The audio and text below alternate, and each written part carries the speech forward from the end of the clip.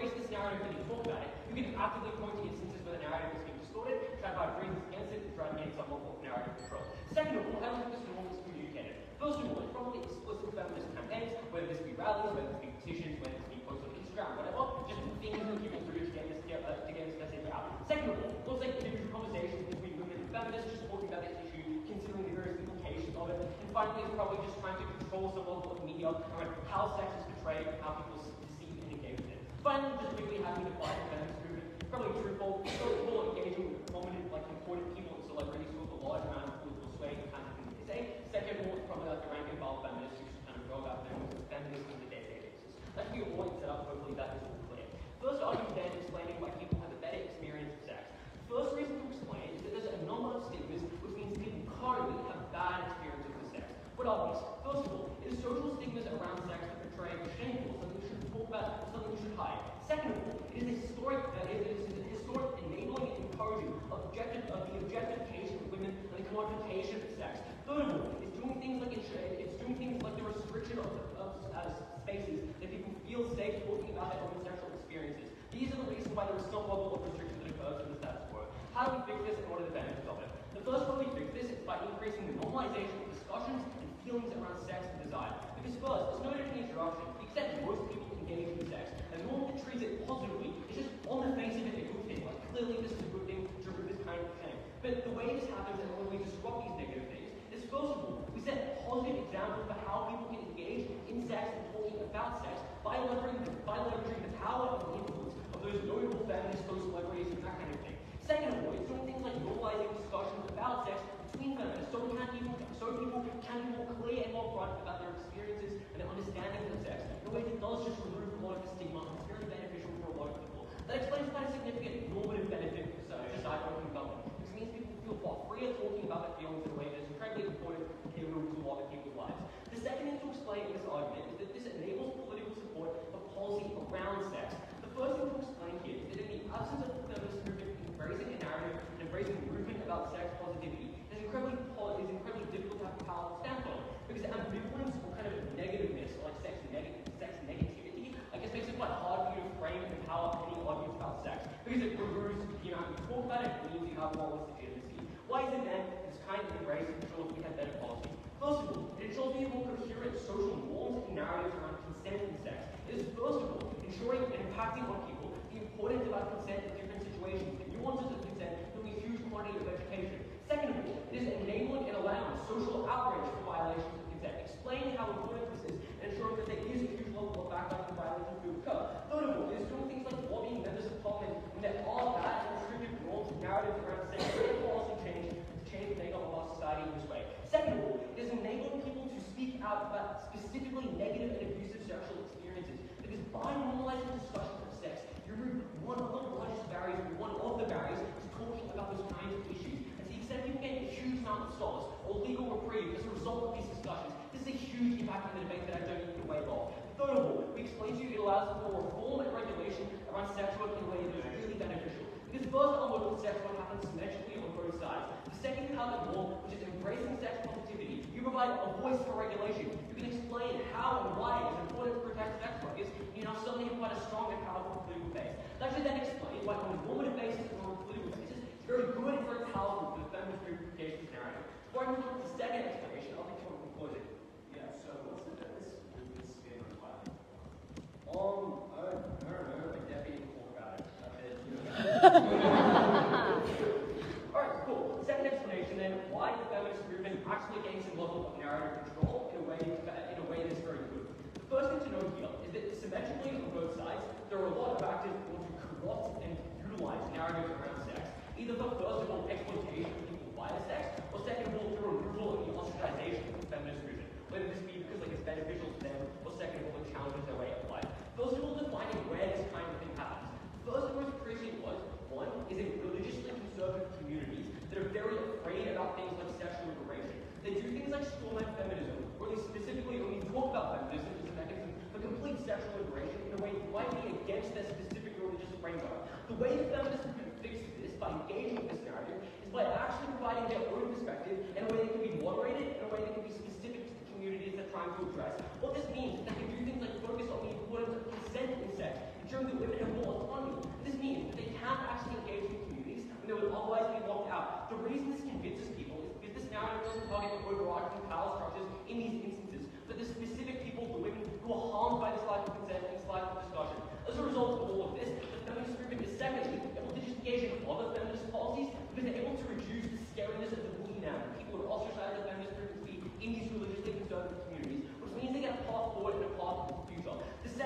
happens. The second instance that we correct is instances where people take and twist the narrative of sex positivity to coerce women into sex. Note that there is symmetric incentives and symmetric capacities for powerful male actors in the media or whatever to do this. The way we engage with this is because we provide a counterforce that can specifically call out the distortion of this narrative. That means that first of all, we can actually, punish people who twist the narrative in this way, and second of all, provide the tools for women who've been wronged by this narrative to push back against it, to identify that this kind of twisting is not okay. The important thing to note at the end of that is that narratives around sex exist on either side of the house. That's why it is critical for feminism to have an important sway in how those discussions go.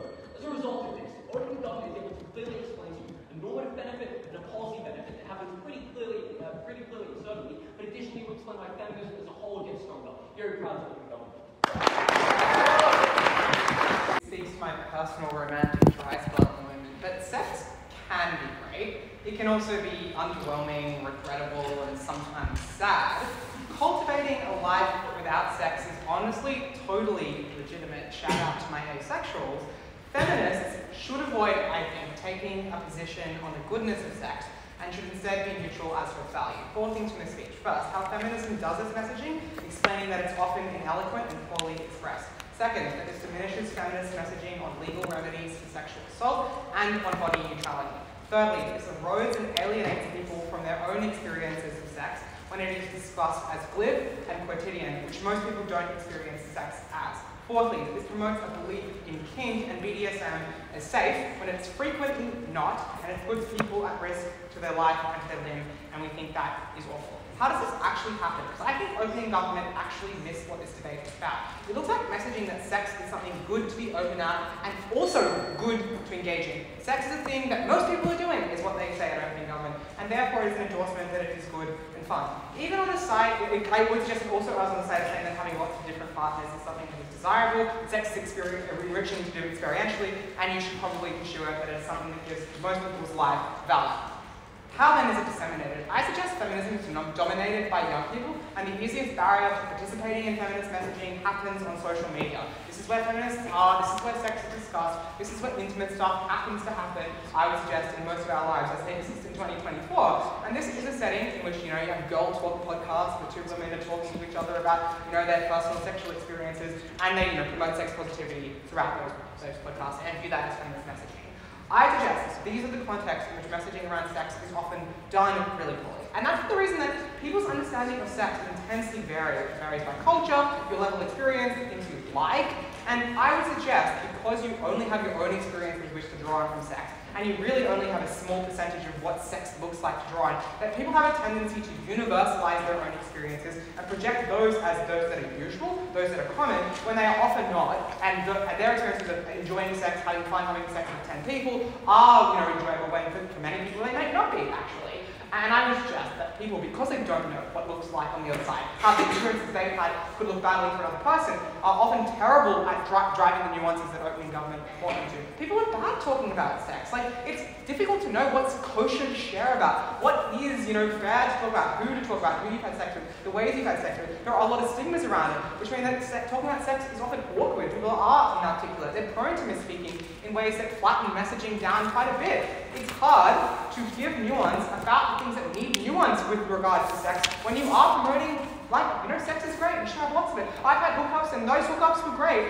It's hard to balance that with, for example, sex can be really shit in some cases. That it can lead to you being sexually assaulted. BDSM can turn deadly. That, prevailing asexuality is kind of fine, guys, and maybe that's a legitimate way to live your life. What we support, by contrast, is sex neutrality. There's no reason that the natural alternative, as they suggest, to sex positivity is outright condemnation of sexual desire. This mimics, I would suggest, the natural evolution of the body positivity movement to one of body neutrality, aiming not to, actually weigh in on questions of the value of attractiveness in a body. That looks like recognizing that sexual desire is natural for some people, that lots of people, sometimes people like to have sex, sometimes people don't, promoting safe sex where it exists, harm reduction, but detaching any positive or negative connotations on sexuality and sexual experience from feminist messaging. That is a profoundly good thing to support.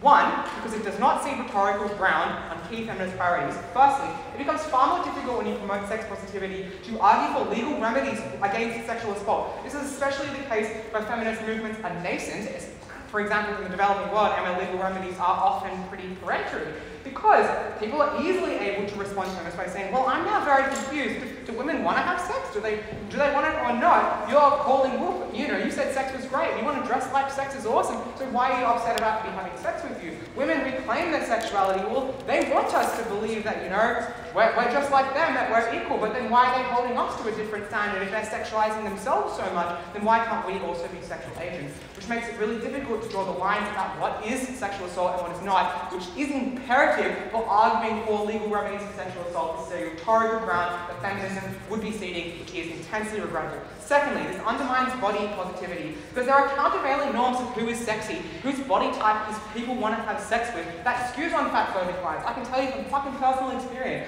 racist lines often in many cases, and feminism in most instances just doesn't have the power to overturn those kind of things, which means feminist symbols of sex positivity are often conventionally attractive ones. Hot girls, sex is feminist, hot people have sex.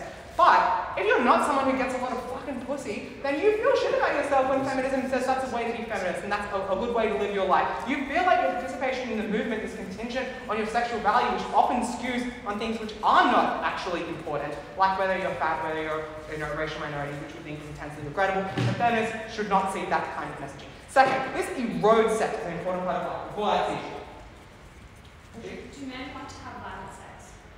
In many cases, yes, they do. And I would suggest that you harm the ability to criminalize that, to make that, people have legal remedies for that. This erodes sex. Most people, when they first have sex, experience it as intensely revelatory, because it's an intimate thing to do with your body. It's a unique emotional connection that you have never had before. It is something that your society, by and large, views as an important rite of passage. It feels weird when you're the first time to do it. Sex positivity means that feminists, people that you look up to as a 13, 14-year-old on Tumblr, tell you that sex is pretty quotidian, that sex is a thing lots of people are doing, and they're pretty good about it because they've had sex 100 times, and they don't experience every instance of sex as something intensely revelatory. So when you are going to have sex for the first time, you feel really weird when it's a momentous experience for you. You feel alienated from your own experience. You feel it's silly for feeling like it's big. You're more likely in that context to be pressured to have sex before you are emotionally ready to do so. Because prominent messaging around sex being a valuable thing to do with your life, and sex that is just an integral part of the human experience, which feminism would have to promote in the world of government, would just look like people feeling it's necessary to do, even if they're uncomfortable, even if they're not ready to do that with a particular person, which means their first instances of sex are often uncomfortable, their first instances of sex are shit. I would suggest that pollutes people's relationships with their own body and with sex for a very long time, and I think that's terrible. Finally, it allows women to be argued to be consenting to their own hypersexualization. Even if you don't want to, you view hypersexualization as a feminist thing to do, and we think it is regrettable that women are forced to believe that is a way to participate in feminism. I haven't got to the ABPDC stuff, but guys, no matter what, choking can kill you. Even if you take protections, feminism should not make it easier for that to happen. Pass your voice.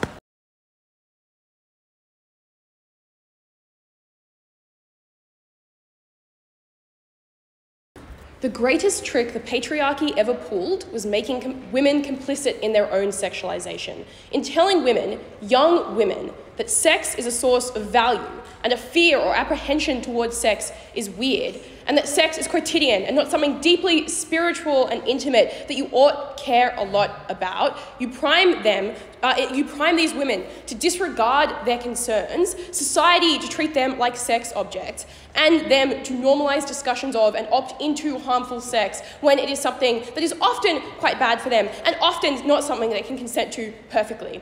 We forward a few claims in this debate. The first is that sex has nuance that is uncapped and uncapturable value, which is perverted by a narrative, which I'll discuss the reality of in a second, which is perverted by this narrative, and having narratives that suggest that sex is an inherent positive, which is the definitional claim that they must defend, shapes the way that people, especially young people, understand and engage with sex, how they feel about their first time, how they feel about sexual encounters where they're maybe not entirely sure if they liked it or not. That is an inherent and a deep, deep harm. Secondly, it contradicts messaging about sexual assault, about body positivity, about objectification, about things like sex work, which deserve critique from a feminist standpoint, but those critiques are eroded when you say that sex is always something that people ought to be positive about, that sex is always a positive source of value in your life. And thirdly, it prevents people from we prevent people from participating in harmful kinks without being properly educated about them. Because I would note that in any world where people are coming forward and saying, this is my sexual preference, this is a normal and good thing, if you do not share that sexual preference, but you feel as though you should because you're peer pressured into it,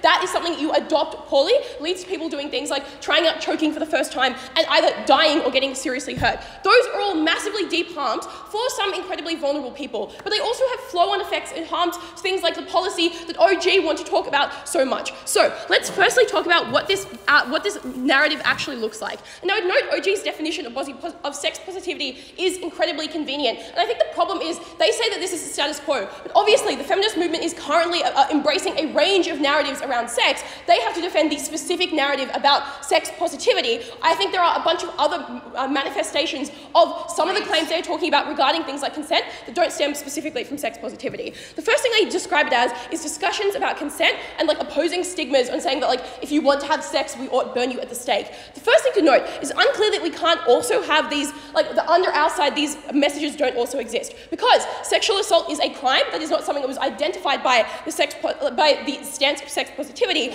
There is a clear incentive of this feminist movement to take a stance on making that crime happen less, even if that does not relate to sex positivity. Secondly, obviously you can oppose stigmatization of sexual desires because they are something which disproportionately punishes women in particular. That is unclear it stems from the perception that sex is inherently positive, and rather it's unfair you persecute women for this when you don't persecute men. Secondly, they have to prove, and so does CG, these messages are communicated well because this is a support motion. But as Oscar explains, no response, people are awkward, they are unnuanced, they have limited experience of a range of types of sex. Even if you are a feminist academic, that does not mean that you understand sex inherently, because academia is literally just someone sitting on their couch and thinking. What this means is that the conversations that are coming out are necessarily framed by the cultural context, the stigmas that they describe, and people's positioning in relation to them. It is deeply, deeply unclear. This is a super, super nuanced perspective when people's own understanding of sex is something that is constantly evolving, which is totally distinct from everyone else's. But secondly, obviously there are clear incentives in this sort of discussion to self-censor. If you did not come when you had sex, if it hurt when you had sex, if it was underwhelming, it is so deeply unclear you would communicate that to your potential Instagram audience of thousands, or put it in your paper that you were writing for your university, or even tell your friends when they go like, so, how was it, right? Obviously you have an incentive, if you think that sex is something which must be an inherent value add to your life, to shape the way that you discuss sex in a way that is especially harmful for the claims that we make, or for the specific arguments that we push. The next claim they make is that this counters the narrative that sex is something which is done to women in particular. And I would note, beyond the fact that this is not exclusive, even if it is true that this is a way of reframing that narrative, sometimes sex just is something which is done to people, and we ought not hide that behind the pseudo-tangible screen of feminist rhetoric, because narratives do not invert rates of sexual assault, they do not change deep-seated misogyny within the people who are using women for their bodies, and it is an active harm to shield people from this reality by telling them that they are actually liberating themselves when they are simply being used. Sometimes inbuilt hesitance to having sex can be a good thing, because sex can be a harm. The only pushback we get to our characterization is to claim that our side is is to undermine it or to strawman it by saying that ours is a very chronically online take of what their world looks like. But it's literally not. Like, Abby Chatfield has like a vibrator that she sells to people. It looks like hookup culture and like encouraging people that it's like fun to go out and hook up with a bunch of people irrespective of emotional connection. It looks like normalizing joking about dick sizes with your friends when you're talking about like the date that you had last night. But even if it was something, even if their definition of the world was something which was more nuanced, it is seized upon as though it is this ultra-liberalizing, sex-positive claim by the conservative media who want to impose the policy they talk about. Before I move on, closing. Yeah, your harms are contingent on the movement engaging in puerile messaging like sex is good and everyone should have sex. We could frame messaging around freedom, people engaging in consensual choices and maximizing their agency. Yeah, so that's what your OG tried to do. But the reason that my response to this stands is that, firstly, as I already said, this is not how it manifests. But even if it was, as I'll get onto now, it is not received in this particularly nuanced way because, as OG identify at PM, there are conservative people who think the feminist movement wants to spread this message that all women should have lots of sex all the time without being in marriage. Ooh, and that is what people receive it as, because the feminist movement is not a particularly homogenized body that has a clear messaging capacity. As they say, it looks like a very diverse, like a scattergun kind of approach to messaging. What this is picked up on as is conservatives, by conservatives, is this kind of like demonized version of sex, of sexual liberation. And that's really bad because, firstly, it morphs these discussions because you have to become even more kind of assertive in your message in response to the conservative push, which is to say, you have to say, actually, it's not a bad thing to be hypersexual, and you have to concede that that is a claim that you're trying to make, as opposed to being like backing down and being like, well, some forms of sex are bad, because obviously that undermines the overall arching claim that sex is a good thing. But secondly, it means that you discussions like around consent, for instance, are muddied. These waters are muddied because instead of saying people should not have crimes committed against them, it becomes a discussion of should women be able to have a lot of sex or not? And that is a much more contentious issue. We far prefer a world where sex is neutral, where women are not complicit in their own dehumanization.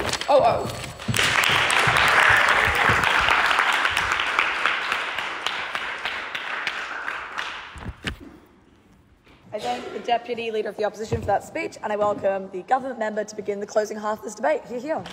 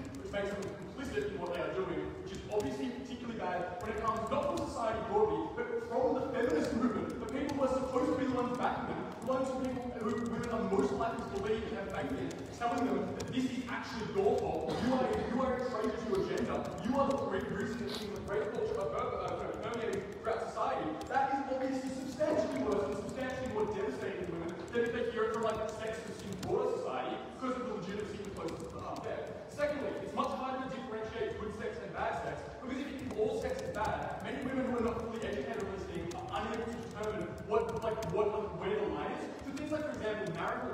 where many women don't even know the concept of it in the first place, where it's a very legal grey area, there's very little discourse about it. They have far less capacity in the feminist movement in telling them that all sex is quite bad, to be able to work out if something is wrong. There's far less capacity to do things like make reports, have political support there. Thirdly, it's really unpopular, and it's feminist more in the second section. It's likely to be quite puritanical, it's likely to be perceived as quite radical, nasty women denying us sex. It's obviously very likely to be quite unpopular, to be seen as sort of radical, out of the mainstream, etc. Which is why I always point out unpopularity is totally symmetric. Like, obviously, yeah, like Fox News or whatever conservatives are going to find like extreme examples of sex-positive feminism and straw men and make it look silly. They'll do the same with the sex-negative feminists who are like, if you're heterosexual, that is like supporting rape culture. Obviously, that kind of thing still happens. That incentive is symmetric. It's really unclear why extreme sex positivity is worse than extreme sex negativity in the perception of the movement. Fourthly, it's the abandonment of some of the most vulnerable women in the movement. There's people like sex workers, people who have been sexually assaulted. And this is particularly important because the feminist movement is literally like the only actor in society that actually cares about these people. Unlike the broader government, voting government say they're going to support, but don't actually put through. Fifthly, it's legitimizes conservative policies on women, which now used to be like, yeah, even the feminists support what women are doing. Even the feminists want women to go back home and be a homemaker. That is obviously significantly worse for legitimizing those policies when the feminist movement specifically becomes negative. Lastly, it makes victim blaming worse, because it suggests that women who go into sexual encounters and sexual situations are doing something wrong, which means it's much easier to justify things like, they were asking for it because they entered a sexual situation in the first place, which is seen as something fundamentally negative, not going into a sexual situation and then the harm occurring from being abused and mistreated. Why is this important in the debate? Firstly, explain why all of Owo's comments about sex positivity being about invasive personal questions actively flip this. Because maybe you get an insensitive question from someone who's asking for sex positive reasons. That's a hell of a lot better than someone interrogating you about what you did wrong, whether you're a traitor to your gender. We've totally flipped their case with just the first extension. But it's also deep in open government, because we need a more unique change. Society is still going to be patriarchal and sexist in both worlds, where you need to explain that this makes the feminist movement anti-advanced women, the feminist movement more disruptive, which is by far the bigger impact of way more significant. Your extension is contingent on feminists reverting to a school of law which has been critiqued, ridiculed, and is incompatible with most women's understanding of sex. This seems super speculative and not responsive at all to the critiques of sex over BSM or shit sex with life. Well, in a debating context where everyone here is like, yeah, it's been critiqued, ridiculed, but in the feminist movement itself, it hasn't. There are still many separate ways to go around, which is why you see lots of turfs with fundraising for things like JK Rowling and that sort of thing. I think secondly, it's much easier when society more broadly has these sort of narratives in place, as already characterised. There are lots of women who might feel sex negative in some capacity, which means they're very much easier to pass this. Also, lastly, I'll just explain why ambiguity is literally impossible. So if sex positivity falls, which you're mentioned sort of obliged to defend, I've just explained why there has to be a replacement. Negativity is the only option. Let's talk about freedom and why this message is effective. I would note this is the missing link in OG's case, which they prove it's done well, but not that the message itself is persuasive and actually gets the benefits they want. Why is it important? Why is it likely to be done well? Firstly, because this is a narrative that tells people that they should be free to engage in consenting personal actions as we make flags and POI. This is good for 4 reasons. Firstly, it's very easy to defend between broad swathes of people across different contexts. In Western context, you can say, we should free the nipple, people should have the right. In conservative religious context, you can say people should have the right to control their own body, in their own sense of purity, in their own sense of agency. Secondly, it's a very simple message. Freedom is good. People like freedom. People associated with good concepts is something that's broadly popular. Thirdly, it has massive crossover political appeal. Even conservatives like freedom. Liberals like freedom. It's like the foundation of their ideology. Fourthly, men like having sex. Men like sex being easier. This is something that appeals to men in a way that lots of other feminist messages really do not. And importantly, it doesn't require you to believe Owo's crazy verdict that all sex is good.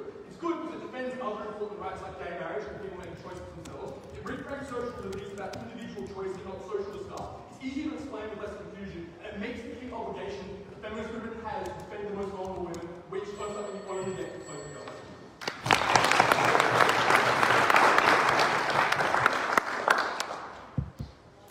I thank the government member for that speech, and I welcome opposition member to begin their team's case. Hear, hear.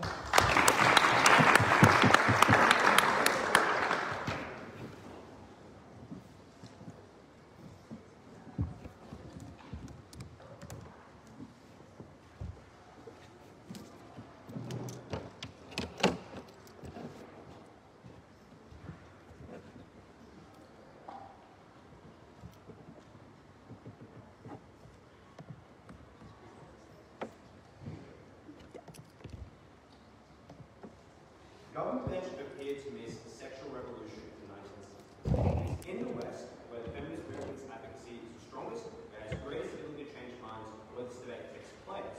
The problem is that women aren't under-sexualized, it's that they are over-sexualized. The way patriarchy has manifested is that it has told women to attach their value to their sex appeal. This looks like swimsuit magazine, swimsuit models on the cover of Vogue that young girls read. This looks like social media influencers teaching young girls how to look older and look more appealing to men.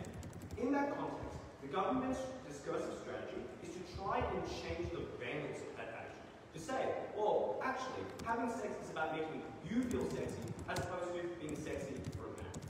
From closing opposition, our obsession is just to explain that women aren't likely to internalize it in that way. That instead of counteracting patriarchy, what this does is make the feminist movement look like it's doubling down on that narrative. The narrative that sex is important to your self-identity. You should have sex. If you aren't having sex, you're not cool. You're a virgin. It stigmatizes women. And that is what creates the pressure to make women to have sex when otherwise would not. It's what makes them feel ashamed of their sexual appeal. Let's start on that. So, on our main extension, white women are likely to internalize this poorly, which means that women will feel stigma for not having sex. I want to know if you believe this easily supersedes the rest of the discussion in this debate.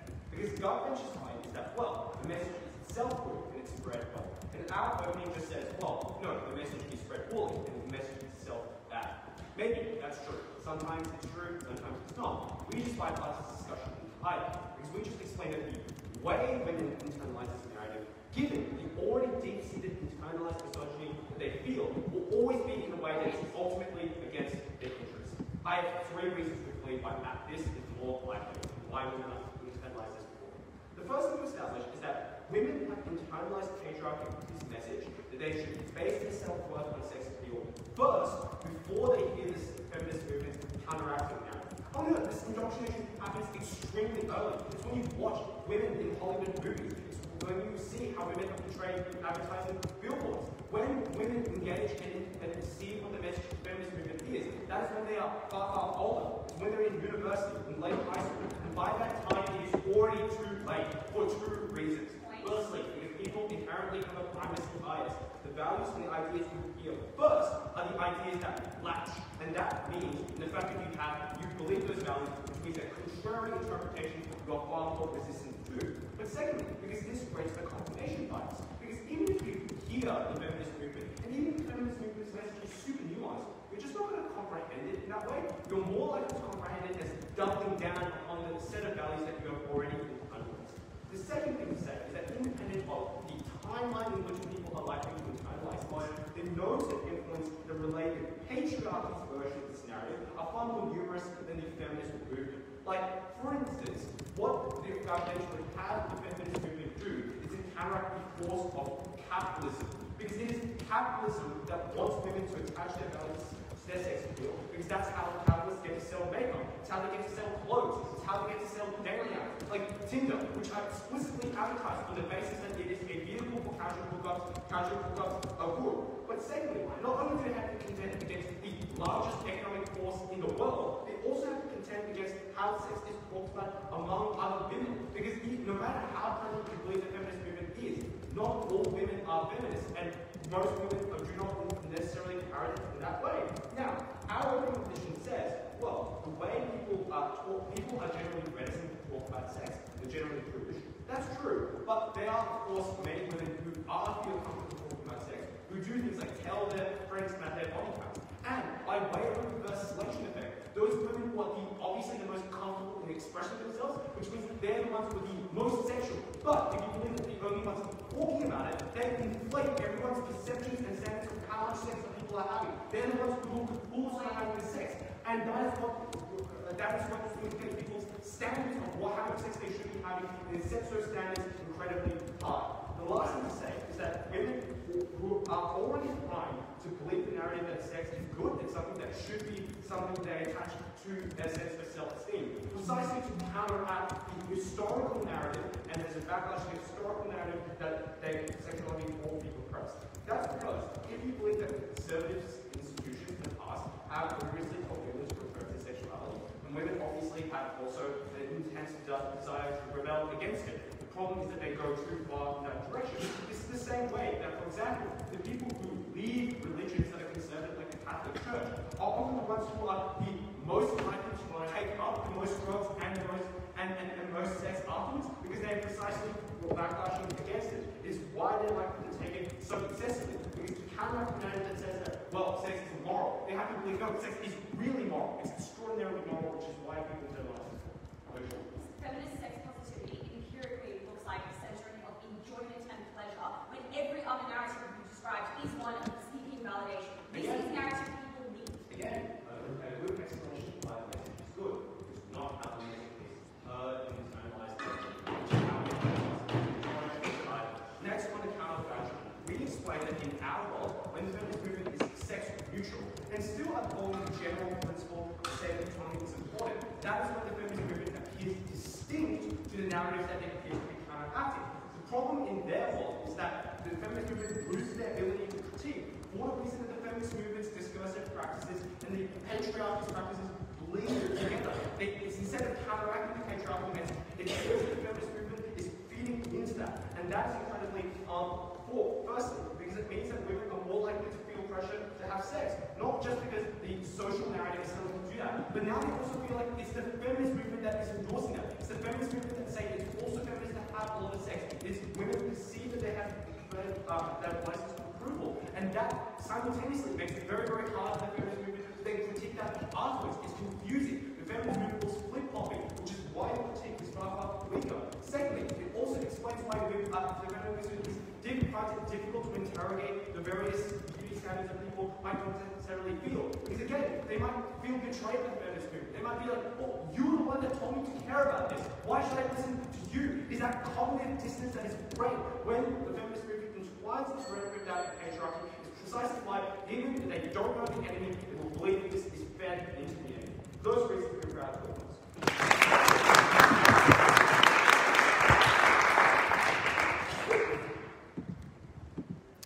All right, I thank the opposition member for that speech, and I welcome the government whip to conclude their team's case. Here we go.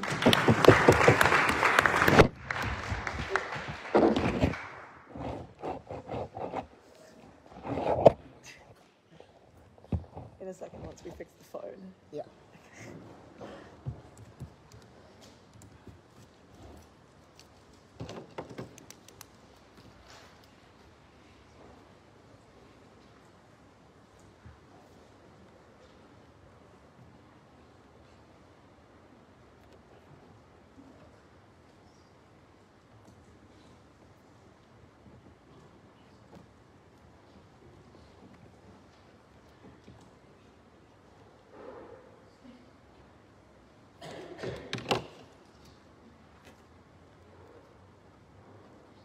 Far too long, and in too many countries still, people are denied the right to express all parts of their identity and to fulfill their preferences when it comes to sex, when it comes to a wide variety of other things.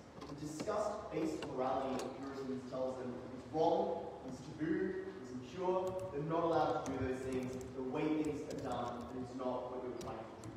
That is precisely what the feminist movement, a movement whose purpose is to increase and advance the agency of women, must combat. The most effective way to do it is to pursue the message of sex positivity, which is best characterized in opposing government as a movement in favor of freedom, telling people that what is consensual is legitimate, you won't be allowed to pursue it, you have a right to do so. That is the message that carries this debate and will win it for us. Firstly, why is it that this message wins? Two ways. Firstly, we explain that this message sidesteps the harms of opposition bench. To identify a range of ways telling people that you should have lots of sex is harmful, but that is not the message we would communicate, and it is not the message that will be received. But it is also a message that is substantially more persuasive than what opening government tells you. We explain that it applies to a much broader set of cases than just talking about sex, and that is why it is more popular. But secondly, independently of that, we explain why the counterfactual, in the absence of this, cannot achieve the benefits like opposition wants, because it is one that is far more stigmatizing and is far more restricting to people's agency, which is how we win. Let's start with that first explanation of how we win. Why is it that we are able to communicate an effective message in favor of freedom? We give you a number of reasons in extension as to why this is the likely message that will be put up. The fact that fact that it's consistent. It also defends, for example, the rights of gay people. It also defends queer rights. It also defends being non-binary. It says that so long as you want to identify in a particular way, you have the right to do so. What matters is your preferences and your consent, not what society thinks, not what people believe is legitimate or stigmatized or acceptable or pure. That is the message that is likely to occur. But it also appeals to values that everyone agrees with. What pushback do we get? Closing opposition says, well, maybe that's a message you try to advance, but it will not be the message that is received. Which is an attempt to reactivate opening opposition material, which is just to say, telling people about lots of sex is harmful. Many reasons to believe that it will in fact be the message. Firstly, this message is incredibly simple. I think it is very difficult to misconstrue a message that says consent matters, consensual actions are good. Secondly, I think it is an effective message that people can very easily understand, and I think the feminist movement is capable of a great deal of nuance when necessary to explain the message, to communicate to people that they're mistaken, to critique messages in the media to explain why that is wrong. We would know that the feminist movement obviously cares about getting this message right, obviously will utilize its tools to do so. It's not just going to stand by to misconstrue the message as it is put out. And that explains why opening opposition, who tells us, for example, that it's bad to tell people that you must have sex, and sex is good, and you must sexualize yourself, cannot attack our claims. Because if you believe that consent is the key, consensual actions are legitimate, it explains precisely why sexual assault is wrong. Because it's a violation of your will and agency. That is, in fact, the best explanation of why it's wrong. Whereas the counterfactual often is perceived as wrong because, for example, it's made you impure or corrupted you. It's a much worse narrative to have than the one that we provide. So it usefully sidesteps that. Yes? Do you think feminists are so strict that far they won't realize the opportunity says that many people want sex can be dumped out by the process? Instead, they will be neutral, which is, by the way, agency maximizing.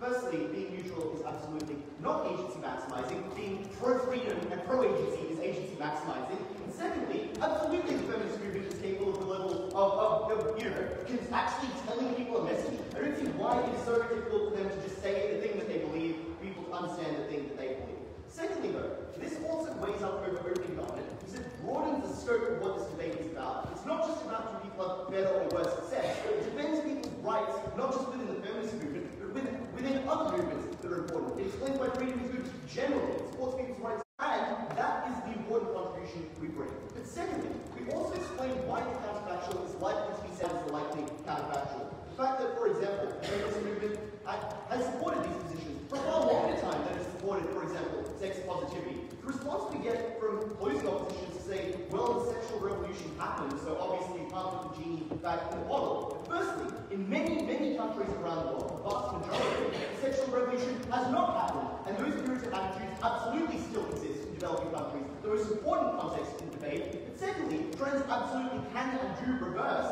Liberalization has backlash that brings back conservatism. And we explain that there are tons of scholars and advocates for these particular positions. They hold prestigious positions within feminism. Do you not let the fact that debating as a bubble might, for example, reject these positions lead you to believe that society writ large does reject them? But finally, the fact that the counterfactual opposition would have to defend is one that diverts from the status quo. The most likely explanation for that diversion would be that the other most powerful faction within the feminist movement, those who support sex negativity, have come out, which is exactly why the harms we identify accrue. Women feeling bad every time they have sex because they feel like they're unfeminist and they have lesser as a result of having done so. Abandoning sex workers and kicking them out in the cold when often there is no other movement that exists to care about them. And things like, for example, like a puritanical message that no one wants to listen to, that turns people off other aspects of feminism, that makes it harder to advance other causes of women's rights in other avenues. And finally, it also means things like when you tell women that all sex is them being subjugated, and it's like it is in essence a form of rape, it is so much harder to actually explain what exploitation looks like. It's so much harder to get them to push back against things like marital rape when every form of sex is perceived by them as evil. And notably, sex is absolutely still going to happen. People are still going to have sex,